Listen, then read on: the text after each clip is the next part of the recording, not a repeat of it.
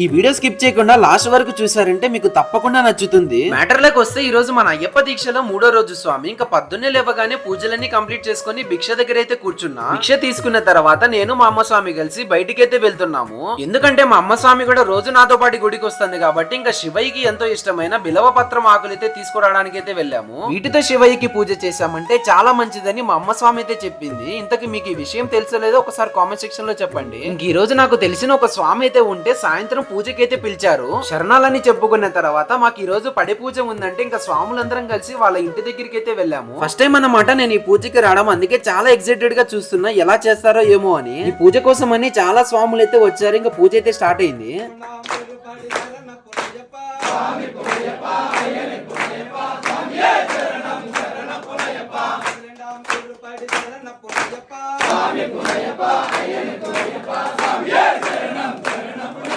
పూజ అయిపోయిన వెంటనే భిక్షకు కూడా ఏర్పాట్లు అయితే చేశారు. ఇంకా స్వాములందరం కలిసి భిక్ష అయితే చేస్తున్నాము. నేను కన్యాస్వామిని కాబట్టి నాకు కొత్త కొత్త విషయాలన్నీ తెలుసుకుంటూనే ఉంటాను. ఈ రోజు మాత్రం చాలా విషయాలు తెలుసుకున్నాను. ఈ మండలం దీక్షలో నేను ఇంకా చాలా పూజలకైతే వెళ్తాను. వాటి నుంచి చాలానే నేర్చుకోవాలి. మరి మీరేమంటారో ఒకసారి కామెంట్ సెక్షన్ లో చెప్పండి.